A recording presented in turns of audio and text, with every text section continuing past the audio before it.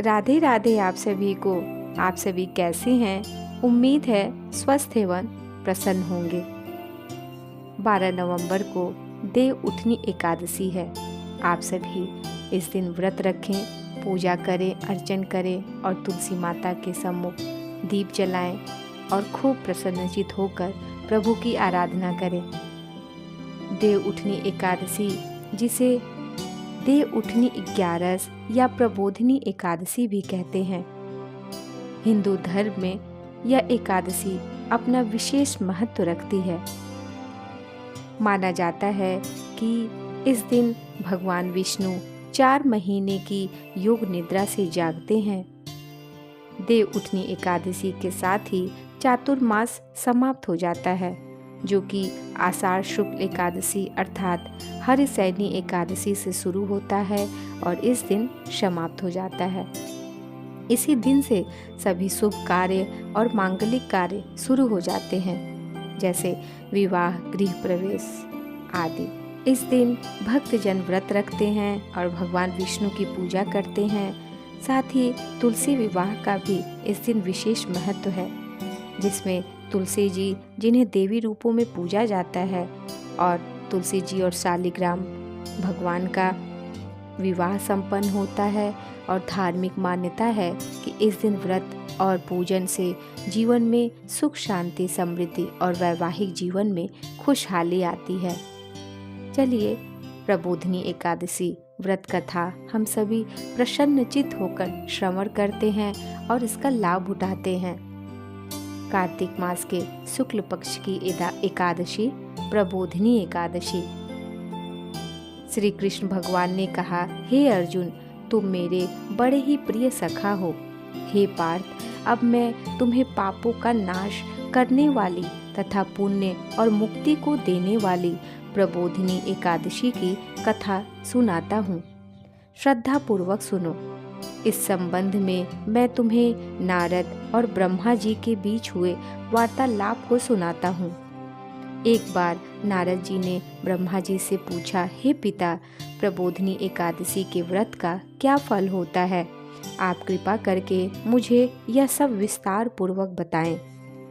ब्रह्मा जी बोले, हे पुत्र, कार्तिक मास के शुक्ल पक्ष की प्रबोधिनी एकादशी के व्रत का फल 1 सहस्र अश्वमेध तथा 100 राजसूय यज्ञ के फल के बराबर होता है। नारद जी ने पूछा, हे पिता, एक संध्या को भोजन करने से, रात्रि में भोजन करने तथा पूरे दिन उपवास करने से क्या क्या फल मिलता है, उसे आप समझाइए। ब्रह्मा जी बोले, हे नारद, एक संध्या को भोजन करने से 2 जन्म के तथा पूरे दिन उपवास करने से 7 जन्म के समस्त पाप नष्ट हो जाते हैं। जिस वस्तु का त्रिलोक में मिलना दुष्कर है, वह वस्तु भी प्रबोधिनी एकादशी के व्रत से मिल जाती है। प्रबोधिनी एकादशी के व्रत के प्रभाव से बड़े से बड़ा पाप भी क्षण मात्र में ही नष्ट हो जाता है। पूर्व जन्म के किए हुए अनेक बुरे कर्मों को प्रबोधिनी एकादशी का व्रत क्षण भर में नष्ट कर देता है। जो मनुष्य अपने स्वभावानुसार प्रबोधिनी एकादशी का विधि पूर्वक व्रत करते हैं, उन्हें पूर्ण फल प्राप्त होता है।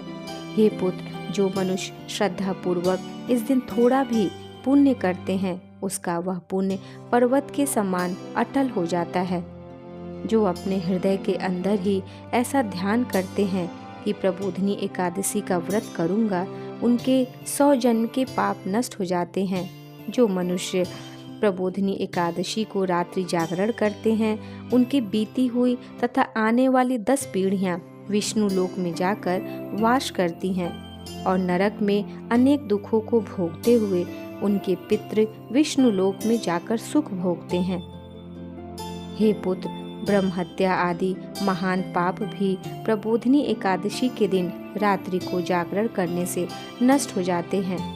प्रबोधिनी एकादशी को रात्रि को जागरण करने का फल अश्वमेध आदि यज्ञों के फल से अधिक होता है।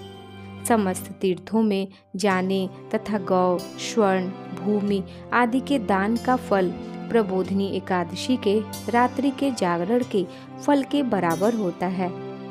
हे नारद, इस संसार में उसी का जीवन सफल है जिसने प्रबोधिनी एकादशी के व्रत द्वारा अपने कुल को पवित्र किया है।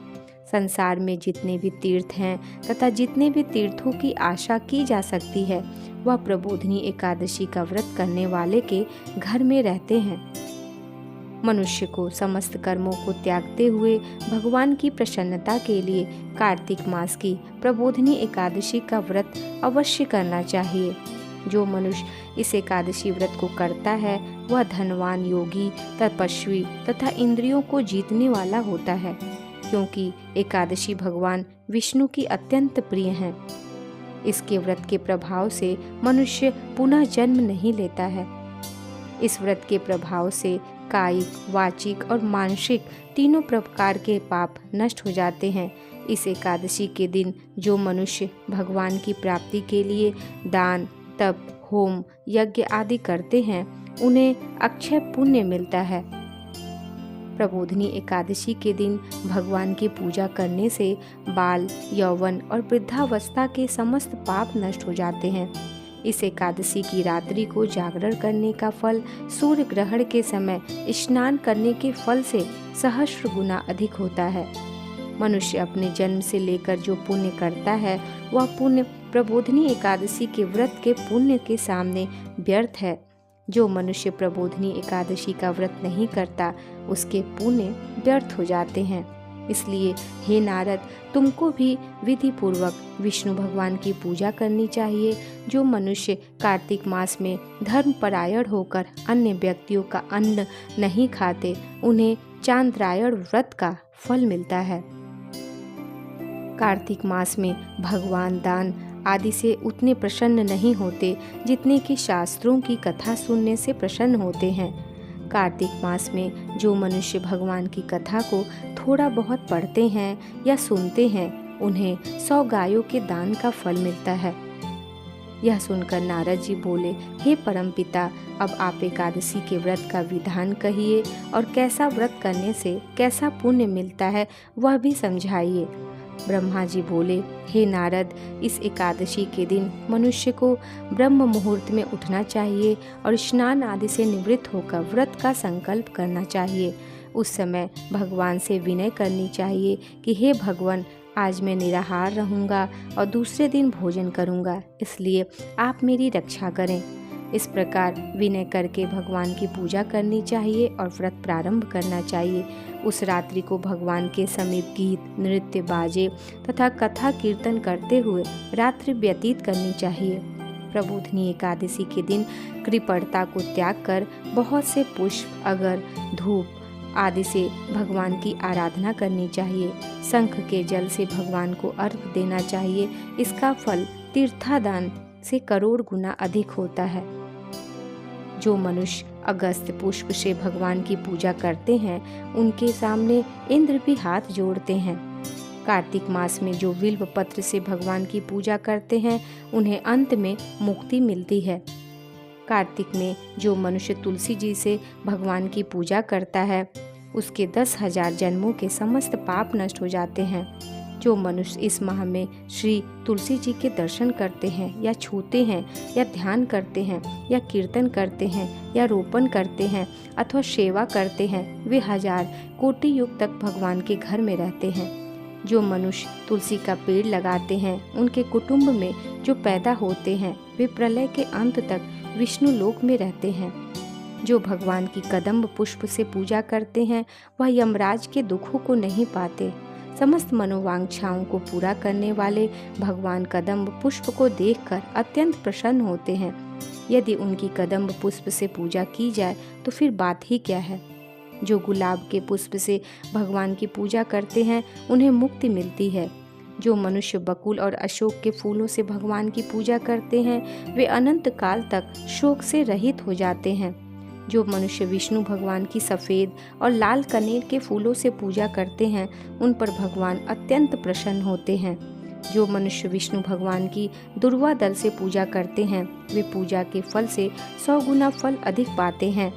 जो भगवान की शमी पत्र से पूजा करते हैं, वे भयानक यमराज के मार्ग को सरलता से पार कर जाते हैं।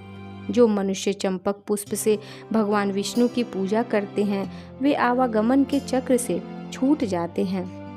जो मनुष्य स्वर्ण का बना हुआ केतकी पुष्प भगवान पर चढ़ाते हैं उनके करोड़ों जन्म के पाप नष्ट हो जाते हैं।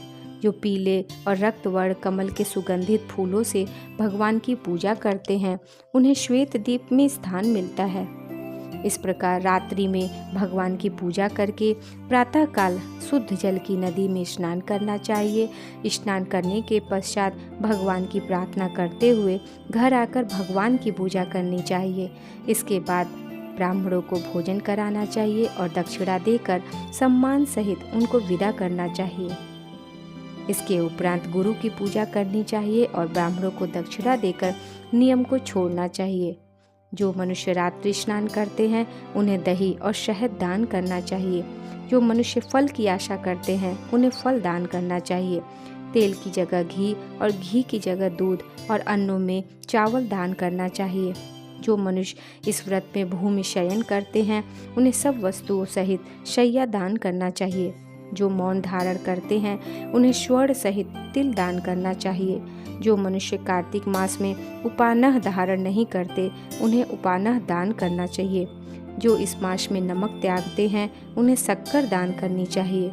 जो मनुष्य नित्य प्रति देव मंदिरों में दीप जलाते हैं उन्हें स्वर्ण या तांबे के दीप को घी तथा बत्ती सहित दान करना चाहिए। जो मनुष्य चातुर्मास्य व्रत में किसी वस्तु को त्याग देते हैं उन्हें उस दिन से पुनः ग्रहण करनी चाहिए। जो मनुष्य प्रबोधिनी एकादशी के दिन विधि पूर्वक व्रत करते हैं उन्हें अनंत सुख मिलता है और अंत में स्वर्ग को जाते हैं। जो मानव चातुर्मास्य व्रत को बिना किसी विघ्न के पूरा कर देते हैं उन्हें दोबारा जन्म नहीं मिलता। जिन मनुष्यों का व्रत खंडित हो जाता है उन्हें दोबारा प्रारंभ कर लेना चाहिए। जो मनुष्य इस एकादशी के महात्म्य को सुनते हैं वो पढ़ते हैं उन्हें अश्वमेध यज्ञ का फल मिलता है। राधा राधा।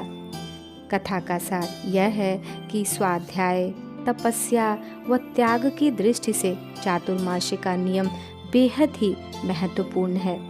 भगवान श्री विष्णु की भक्ति में लीन होने के लिए यह समय अत्यंत उत्तम होता है।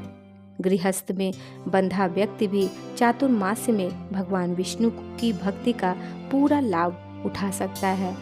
राधे राधे। आप सभी भी इस दिन पूजा अर्चन करें, भगवान की भक्ति करें, व्रत रखें और जैसा कथा में कहा गया है वह सभी आप कर सकते हैं। यदि कोई त्रुटि हो तो आप सभी मुझे क्षमा करें।